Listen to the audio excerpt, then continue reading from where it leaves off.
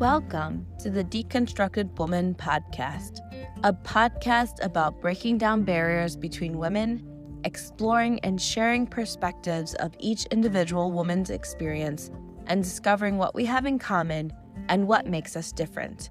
Hosted by Elisa Marie and Joji. Welcome back to another episode of The Deconstructed Woman with Alyssa Murray and Joji. Today, we're going to be talking about a topic I found in the Chicago Tribune last Sunday, April 21st, and it's titled College Students Flocking to Marriage Pact. And basically, it's an article about a research project that was done in Stanford University in 2017 by two students. And it was an economics project. And basically, it involved an algorithm that rates matches based on statements like, I prefer politically incorrect humor, I pride myself on telling hard truths. And basically, you volunteer for this and you put in your information and they do send you a match. And then the only commitment you have is to reach out and see how that relationship may develop. And so the article talked about the fact that some people did it for fun and didn't really pursue it. There are a couple people who did find love and are in the process of getting married. And it seems like this idea cycles from time to time. And so this sort of opened the door for many different conversations that Alyssa and I were brainstorming because I think it's a rich fabric for conversation for many reasons. And so I'm going to throw it over to Alyssa and see what this conversation brought up to mind for her. Yeah, so I think that this is interesting because I think it aligns with a lot of the newer television shows that are coming out now. And I have to apologize because I haven't actually watched them, but I've heard like friends and family talk about them. But things like the 90-Day Fiancé, Love at First Sight, there's just a lot of hype behind the idea of finding love through some algorithm or throwing yourself into a situation or a relationship based upon certain factors. I'm curious to hear about those that were successful. We were talking a little bit beforehand of, is the success rate because they did a good job of matching them, or is that just typically what would come out of a circumstance where if you have 10 people and you match them up and 2 are successful, maybe just like the typical statistics of how that would come out. But I think that it's an interesting thing and definitely something that we've seen an increase or a flux in trends more recently. We've always had, or at least for quite some time, shows like The Bachelor, The Bachelorette, and things like that. Again, different situations, but like where people are looking for love and they're trying to figure out how do you find a match? What does that look like? And going from there. Yeah, so the way I understand the article, it says that each university has their own group of people. So it's not like you're going to go across different universities. So it really is focused on the same university, even though you could go to different campuses and you're looking at different things about each other. And so this one group that they talk about, this one couple, Max Walker and Malia Summers, they were New York University students and they did the Pact in the fall of 2020. And both of them did it really more for fun than anything else. And he was at the New York campus and she was actually in the Abu Dhabi campus. And both of them grew up in rural communities, ended up in one of the NYU campuses and didn't really actually meet physically for a year after they started talking to each other. And then now they're getting married this year. So they've known each other now for 4 years. And they'll be getting married this summer. And so it says here the quality of the match, according to the algorithm, between these two people was 99.65%, which that's pretty significant. I don't know. I've never been on one of those online apps, and I don't know what their record is. I think it's safe to say it's probably not that high, but I really don't know how different it is. But from hearing people talk about their experience, it seems like it's pretty hit or miss. And then there's also the question of, are people being honest on their profiles on these different online apps? And then the whole bachelor, bachelorette. I have also heard, it's interesting, I have some people who are diehard fans of the two recent reality shows you talked about, they really love them at all. I can't even remember the names of them now, but like the first time they see each other might be at the wedding, or I'm not sure what the names are, Alyssa, that you just mentioned. But I do know a couple people that just absolutely love that show and are fascinated by how people meet and what they will do to be successful in that relationship.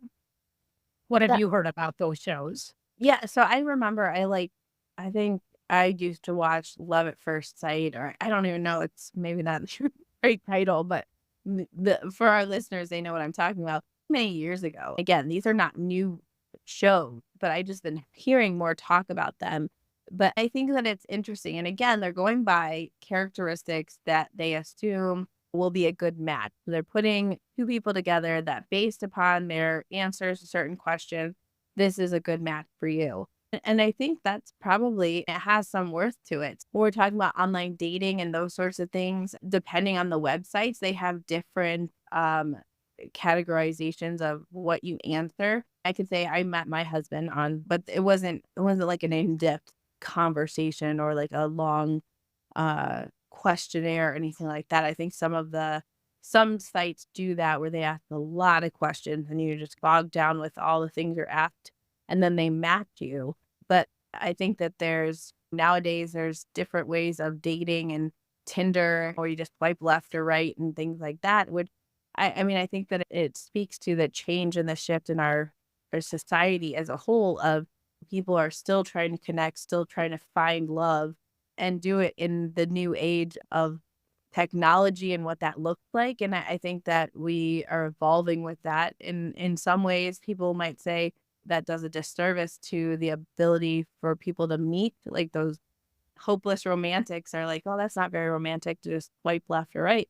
But I think that it still has its place in a day and age where people really aren't meeting in the same ways that maybe they used to. That's my take on it. I could be wrong, but I think that it looks very different. I remember I did online dating because I lived in Chicago and there were so many people out there and I wanted to hone in on specific person, what they were specifically looking for, and that was a much quicker and easier way for me to find it.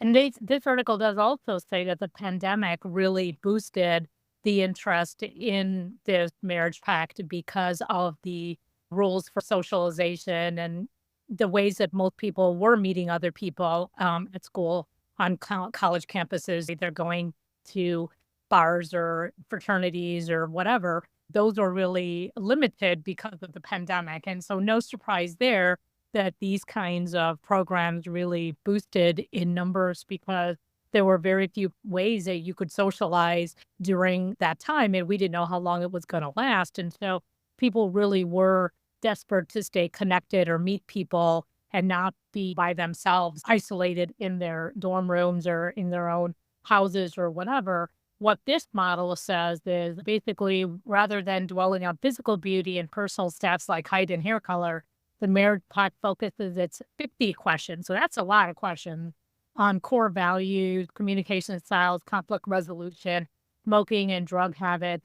And then in some colleges like Georgetown, they actually do ask about politics and ambition. And so they customize it to the campus of the school, which I find interesting.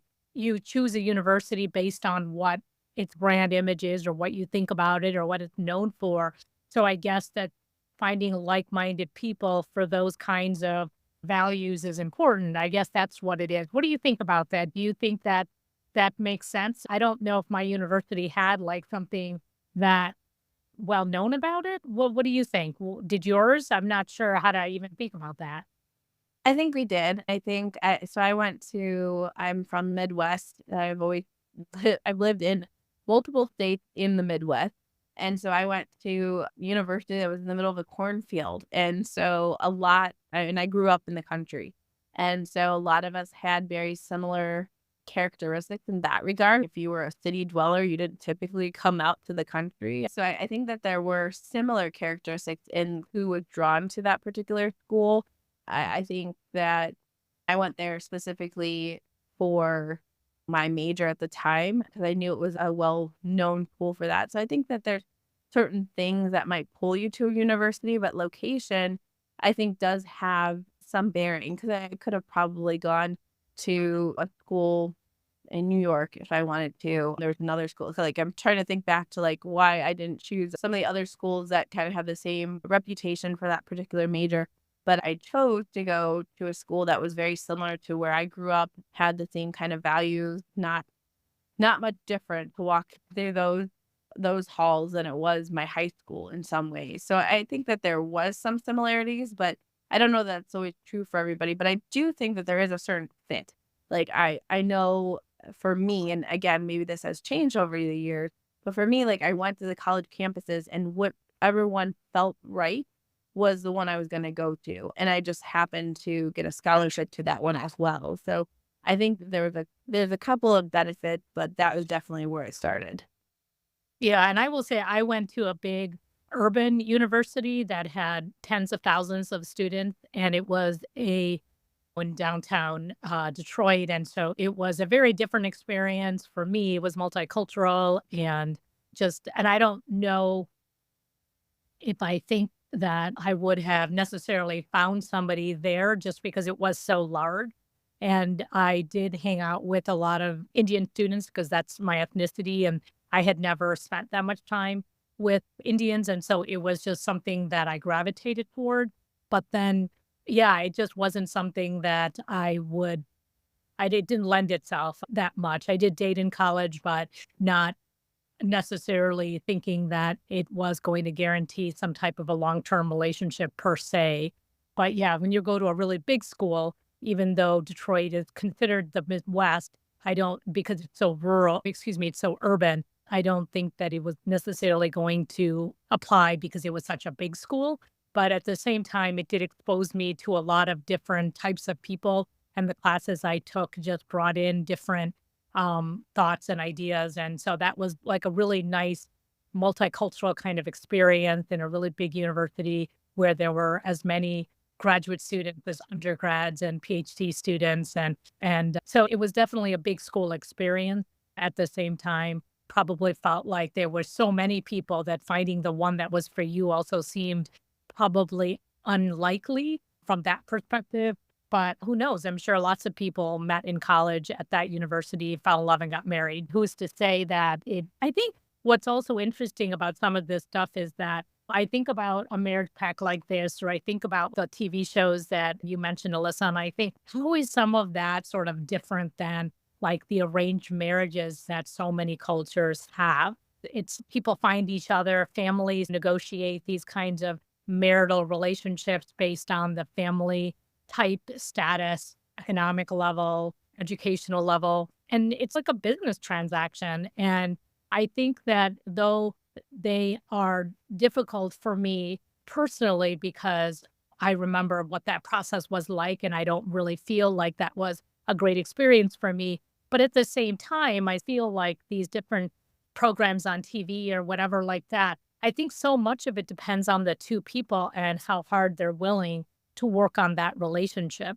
Because I do think that if you truly love each other, you can, and you're willing to grow with each other and compromise and make adjustments for how you might be growing up, growing apart, and but yet committed to staying together. I really think that's the magic formula right there. And I think any two people who are willing to do that, obviously barring abuse or that kind of stuff, I really think that it has a lot to do with the commitment that two people make to stay together versus any of these other kinds of factors.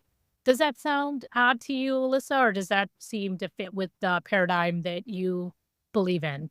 Do you think that arranged marriages and this kind of a marriage pact, or is that far off if two people are committed to being married and staying married and willing to work through the rough patches as long as there is nothing like physical violence, emotional abuse, things like that?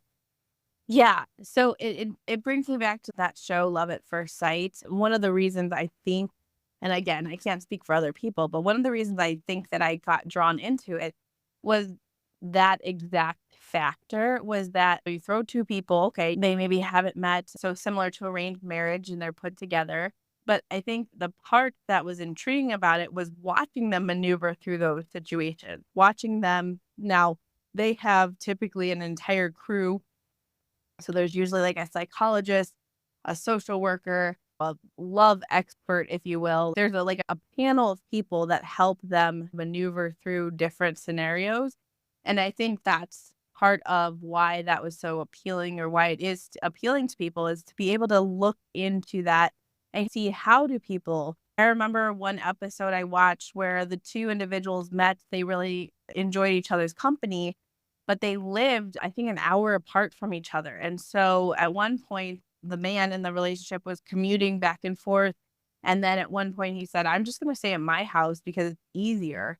And so then you have this relationship that's trying to get up off the ground, but they weren't able to just because of the distance. And neither of them was willing to negotiate and say, okay, I'm going to quit my job, because you didn't know how that relationship was going to pan out. And unfortunately, that one didn't succeed because they couldn't figure out. And I think that would be a hard ask for anybody to say, "Hey, could you quit your job and move an hour away from where you live right now to try to have a relationship and hope that it works out for the best, or else you can move back." So I think that was a hard ask, but at the same time, it was just interesting to see not only the couple going through that, but also to hear the advice from the experts, and to, in some ways, have them normalize issues and problems that come up in relationships, and to talk about that. So I think that was, for me at least, the appeal of those types of shows.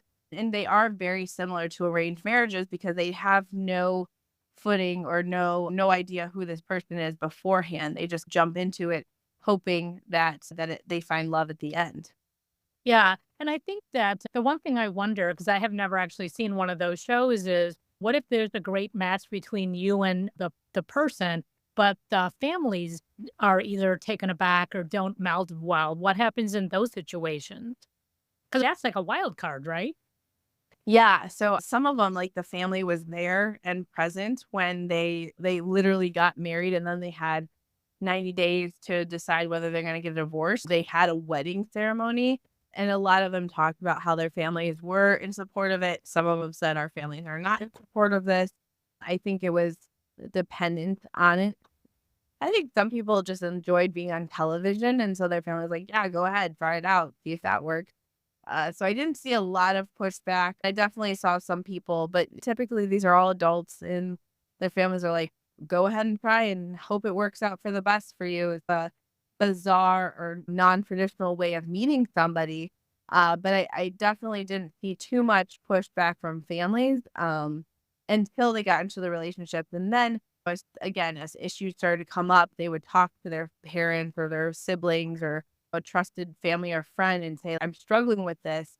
And again, then they had to figure out, is this something really, I think it's similar to any dating situation. You have to figure out, is this a breaking point? Is this a deal breaker for us? And if so, then you leave. And if not, then you work through it. And I think that's probably similar to most relationships that we have, whether it be friendships or romantic relationships, where you're trying to figure out what is going to be the best fit for you.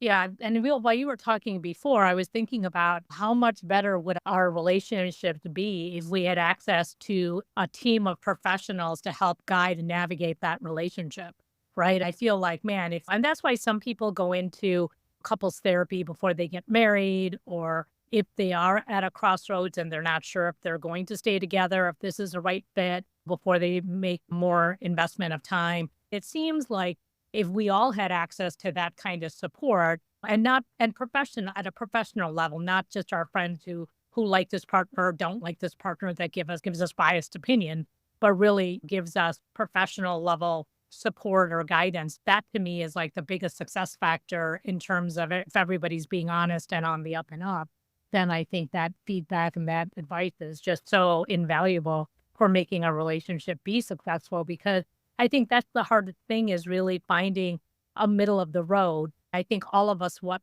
what we want in a relationship, but that other person also has the same perception. And so you need to have you I think the hardest part about marriage is trying to figure out, what do you compromise and what do you hold strong to? And that is going to change over time and over seasons and over age.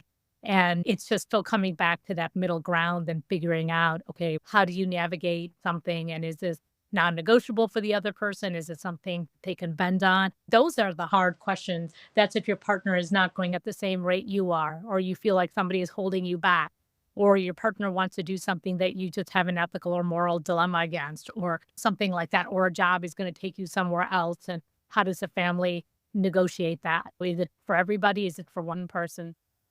These are the hard issues that usually result in either bad behavior that results then in a divorce, or just two people who can't make a situation work.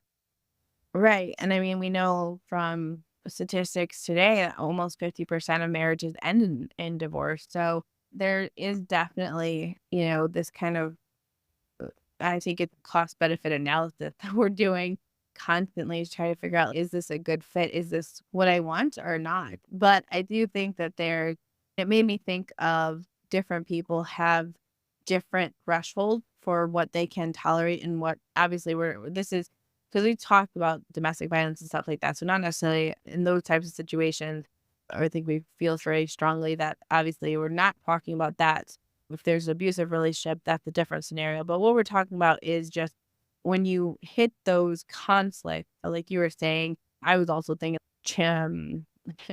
differences in parenting and stuff like that, like those kind of hard and fast points, which you hope you've talked about before you committed to a long-term relationship, but they don't always come up or they don't always surface in a way that is known at the time.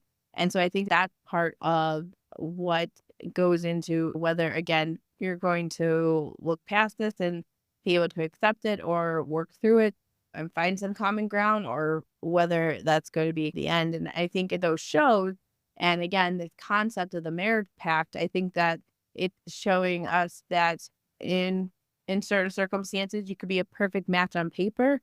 It doesn't work out. And you could be, I was thinking at the very beginning when we were talking about like political views, that was one of the questions they talked about. Like, my husband and I have very different political views, but we get along. Like, that wasn't a deal breaker for us. But I think for some relationships, that might be. I think that my husband and I align on a lot of other things that were more important to us and that were more salient in our relationship. But I do think that there's quite a bit of shifting in how that's viewed. Yeah, and just to round out this conversation, the article goes on to say that not every match leads to love. About 30% of the matches meet up in person, and 1 in 9 of those end up dating for a year or longer. There are people who've been engaged, and there are some people who, after that first time they met, they never really pursued it. So I think as you go on this, I think the only thing that this means to me is that it really depends on, even if you are a really high percent match in this algorithm, it's still going to depend on the two specific people and their level of interest and their commitment to really seeing it through. So probably all in all, this might be more of a mathematical kind of formula based on interest in things, which should lead to better outcome. But it seems the unknown is really the two people that are matched together and the things that go along with those two individuals. And so it just comes down to chance, I think, and once again, determination to make things work. Because to your point, you can't have a person who might be, in your example, very politically feeling strong about one way and another person who is the exact opposite. But yet then again, there are people who I can't think of the couple where the wife is Republican and the husband is Democratic, and they have both had political careers for the last 20 years, and they've been married to each other for that whole time. And they are like 180-degree polar opposite, and they both work for their political party. Now that I don't understand how that works. That seems really challenging. But once again, they come together on these things that they must see as being more important than their political affiliation. And so I really think that it depends on the unique relationship between the two people and what you determine you're willing to fight for in that relationship, and what is just either your profession or maybe a belief that you have that you may be able to separate from your marriage or your romantic life. And I feel like if you can do that's wonderful, because then you're not like throwing out the baby with the bathwater, like you're still holding on to something that's really important to you. and it doesn't take away from these other things that you also hold dear. To me, those are two extremely strong people who are committed to each other and really rate that personal relationship over other things in their life. And I think that's remarkable in many ways. Yeah, I would agree, and I think that it's definitely what another one of those interesting topics that we come across as we delve into different areas that impact us, and I think that this is just another example of a conversation that you can delve into yourself with those around you, and let us know what that looks like and how that impacted you as well. Yeah, I think that's great. And if you could close us out, Alyssa, I think we've covered everything. So if you want to get a hold of us and have this conversation, feel free to jump into our Facebook group at Deconstructed Woman. We also have our email address, and you can actually, on any platform that you're listening to this, jump over to the Spotify for podcasters and leave us a voice message. We would love to hear from you, hear your 2 cents of how this hit with you. Maybe it struck a nerve or an idea came to mind that's a jump off of this.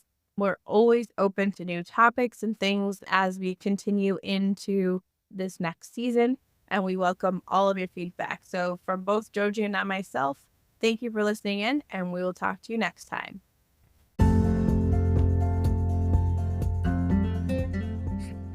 Thank you for listening to our podcast, The Deconstructed Woman. If you like this podcast, please share it with your friends, rate this episode, or subscribe to be notified of all new content. We want to hear from you, our listener. Do you have thoughts on the discussions we're having? Want to share topic suggestions? Or want to join us for a topic that you're passionate about? Contact us at our email address, thedeconstructedwoman@gmail.com.